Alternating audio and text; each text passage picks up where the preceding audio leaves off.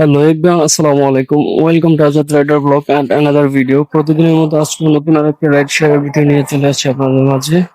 এখন সময় হচ্ছে সন্ধ্যা 6:21, প্রায় 6:30টার কাছাকাছি। অফিস থেকে বের হলাম এইমাত্র। স্যারকে নিয়ে যাব হচ্ছে বেলি রোডে। স্যারের বাসা হচ্ছে বেলি রোডে। স্যারের বাসা দুইটা, একটা হচ্ছে বেলি রোড আর একটা হচ্ছে বাড্ডা। বাড্ডা হচ্ছে স্যারের শৈশবের বাড়ি আর কি। ছোটবেলা থেকে স্যার বাড্ডায় বেড়ে উঠছে, তারপর তার পারিবারিক প্রয়োজনে হচ্ছে স্যার বেলি রোডে আর একটা ফ্ল্যাট নিয়েছে, ওইখানেই থাকে স্যার। এখন হচ্ছে স্যারকে বেলি রোডে ড্রপ করব, তারপর দেখি ওইখান থেকে কোনো ট্রিপ পাই কিনা। এখন আছে হচ্ছে বনানী 11-র মাথায়।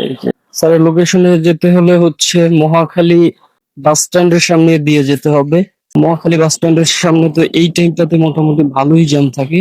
দেখি কতটুকু টাইমে যেতে পারি। এখন টাইম হচ্ছে 6:22। চলেন স্যারকে নামাই, তারপরে কথা বলছি। চলে আসলাম মহাখালীর আমতলিতে স্যারকে নিয়ে। সিগন্যাল আছে, সামনে জ্যাম, এই জন্য মোটামুটি ভালোই জ্যাম আছে রাস্তার সামনে। স্যার হচ্ছে মহাখালীর কাঁচা বাজার, এখানে একটু দাঁড়াইতে চিরতা নিতে হবে, এই জন্য সিগন্যাল ছেড়ে দিছে। এই যে সিএনজি গুলো, ওরা জানে যে ওরা যাইতে পারবে না, তারপরও হচ্ছে বাইক জায়গার রাস্তাটা আটকে ফেলায়। দুই চারটা পরিমাণ সাইড রাখে, তাহলে হচ্ছে বাইক গুলো বের হয়ে যেতে পারে। কিন্তু সিএনজি ওরা জানে যে বেরোতে পারবে না, তারপরও হচ্ছে এখানে চিপা চাপা আটকে ফেলায় রাখে। চিরতা ভিতরে মনে হয় স্যার। স্যার হচ্ছে চিরতা আনার জন্য গেল। চিরতা নিয়ে আসুন, একটু ওয়েট করি। স্যার চলে আসছে চিরতা নিয়ে। আসবেন স্যার? আবার শান্তিনগর যাওয়া লাগবে। ও, একটু ওগুলো আনতে নয় তো শান্তিনগর যাওয়া লাগতো।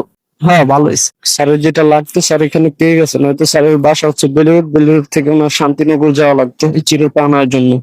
রাস্তায় মোটামুটি ভালোই জ্যাম আছে, কতক্ষণ লাগে আল্লাহই জানে। ওই ঢাকার মধ্যে থেকে যদি মহাখালী বাস স্ট্যান্ডটা সরায়, তাহলে মোটামুটি এই এলাকার জ্যামটা কমবে। মহাখালী বাস স্ট্যান্ড একদম ঢাকার সেন্টারের ভিতরে।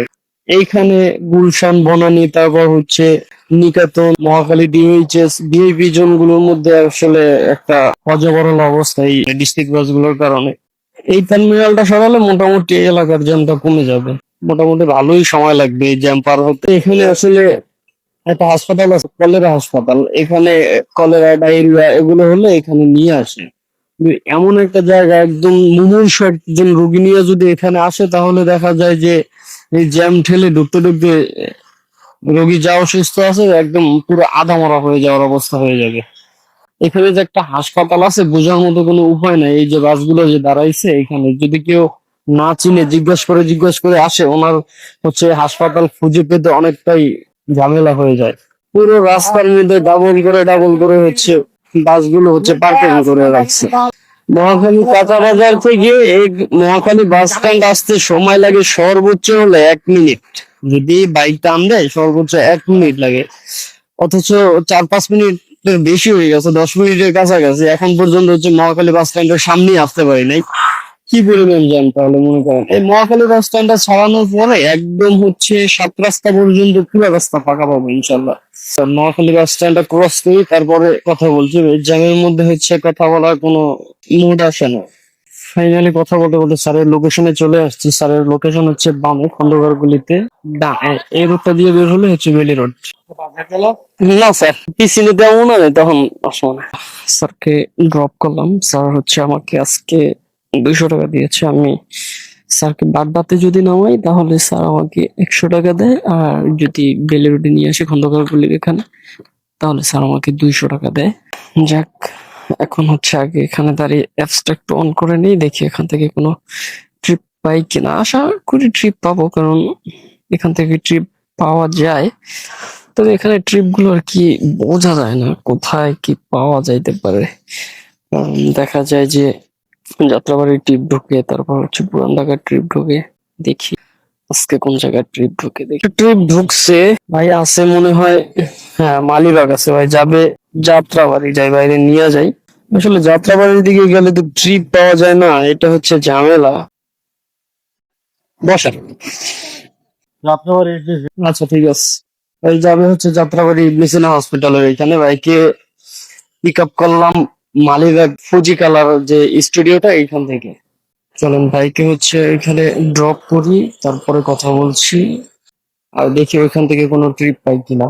এখন আছে হচ্ছে টিকাতুলিতে। এখান থেকে ফ্লাইওভারে উঠবো, ফ্লাইওভারে দিয়ে উঠে তারপর হচ্ছে বাইকে ড্রপ করব। আপনার হচ্ছে গিয়ে ইবনে সিনা ওইখানে নামতে হলে প্রায় 500 মিটারের মতো আমার হচ্ছে এক্সট্রা গাড়ি চালাইতে হইবে যদি ব্রিজ দিয়ে যায়।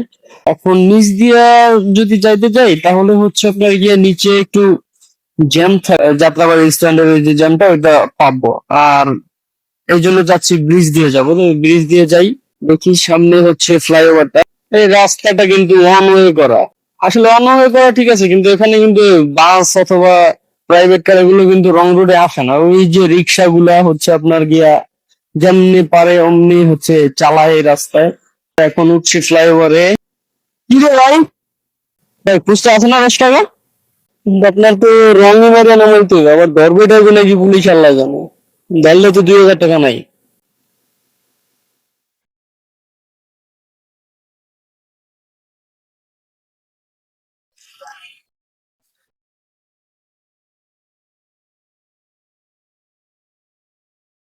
বাইকে আবার ব্যাগ যা এখানে স্লো করলাম ভাই, সামনে তো রিক্সা। ওই 144 টাকা। 500 ভাঙতে হবে না ভাই, আমার কাছে টাকা আছে হচ্ছে 250 টাকা খুচরা আছে। না ভাই, 250 টাকা আছে, আর আছে একটা 500 টাকার নোট। ভাইয়ের কাছে হচ্ছে খুচরা নাই, 500 টাকা ঝামেলায় ফেলাই দিল। যখন লাগে তখন পাওয়া যায় না, মাঝে মাঝে রিক্সা লাগা আদৌ ভাই 500 টাকা খুচরা লাগবে নাকি, খুচরা হইলে হয়েছে। সুন্দর, সই হয়েছে একদম। থ্যাংক ইউ ভাই। ভাই ঠিক নাই, ঠিক নাই, ঠিক নাই। ও সরি ভাই, সরি, 5 টাকা নিচে পড়ছে। এই তো দুইবার গুলো দিচ্ছি জায়গা। ভাই ভাই ফ্লাইওভার উঠে যাবো। হ্যাঁ ধরে খাই না, একদিন গেলে ভাই কি ফ্লাইওভার দিয়ে গেলে তাড়াতাড়ি হয়, কিন্তু ওই যাত্রীরা টোল দিতে চায় না, আমি মনে করেন জামা। আচ্ছা ঠিক আছে। এই ফ্লাইওভার পর্যন্ত যাওয়াটাই তো মুশকিল, রাস্তায় যে জ্যাম। ভাই বাড়ি কি বরিশালে? মাদারীপুর। বাড়ি থেকে আসলেন? চলেন বাইকে ড্রপ করে তারপরে কথা বলছি। বাইকে হচ্ছে যাত্রাবাড়ি থেকে পিক আপ করলাম। এখন ভাই যাবে হচ্ছে পুরান ঢাকা, আপনার আজিমপুর রোডে। চলেন বাইকে আগে ড্রপ করি তারপরে কথা বলি। এই রাস্তার যে অবস্থা খুবই ভয়াবহ, মারাত্মক জ্যাম রাস্তায়। অলমোস্ট চলে আসছে ভাইয়ের লোকেশনে। এখানে ভাইয়া 122 টাকা আসছে, 20 টাকা দেন। সেটা নিয়ে তো ঝামেলা। থ্যাংক ইউ ভাইয়া, আল্লাহ হাফেজ। আমি বনানীতে রোড নাম্বার 13 এ। হুম, হ্যাঁ জব করি। এটা হচ্ছে ম্যান পাওয়ার, বাইরে লোক পাঠানো হয়েছে। হ্যাঁ হ্যাঁ, ঠিক আছে ভাই, আল্লাহ হাফেজ। ভাইয়ের সাথে কথা বলে ভালোই লাগলো। ক্যামেরার ব্যাটারিটা একটু পাল্টাই নেই, ব্যাটারি চার্জ শেষ। সেকেন্ডারি ব্যাটারিটা লাগাই, তারপরে দেখি এখানে নতুন কোনো ক্লিপ পাই কিনা। একটি টিউব ঢুকছে 136 টাকা, যাবে খিলগাঁও তালতলা। যাই বাইকে পিক আপ করি তারপরে কথা বলছি। এখানে হচ্ছে মোটামুটি ভালোই জ্যাম আছে রাস্তায়। ভাই লোকেশন ছিল জগন্নাথ হলের ভিতরে, ভাই হয়তো বা রাস্তায় বের হয়ে দাঁড়াই আছে না, তো চিহ্নটা রাস্তায় দেখাচ্ছে। জি জি জি। বিসমিল্লাহির রহমানির রহিম। আমি ভাবছিলাম ভাই লোকেশন হবে হয়তো বা খিলগাঁও তালতলার দিকে, তো দেখি একদম খিলগাঁওয়ের লাস্ট প্রান্তে, ভাষাবর খিলগাঁওয়ের বর্ডারে। মারাত্মক অবস্থা। ওখান গিয়ে ওখান থেকে তো খালি বের হতে হবে, এছাড়া তো আর কোনো উপায় নাই। যাই, কি আর করা, নসিবে এইটাই ছিল। তো চলেন ভাইকে ড্রপ আপ করি তারপরে কথা। ভাই হ্যাঁ হ্যাঁ অবশ্যই। 116 টাকা আসছে। থ্যাংক ইউ ভাই। ভাড়া আসছিল 116 টাকা, ভাই 120 টাকা দিয়েছে। এখন সময় হচ্ছে 9টা 11 মিনিট। এখান থেকে যদি মনে হয় পাবো না, তারপরে দেখি যদি পাই। এখানেই আল্লাহ হাফেজ। ইনশাআল্লাহ আবার পরবর্তী কোনো রাশিয়ারের ভিডিওতে দেখা হবে। আল্লাহ যদি হায়াতে বাঁচিয়ে রাখে তাহলে ইনশাআল্লাহ আগামীকাল সকালে নতুন কোনো রাইড শেয়ারের ভিডিও নিয়ে আসবো।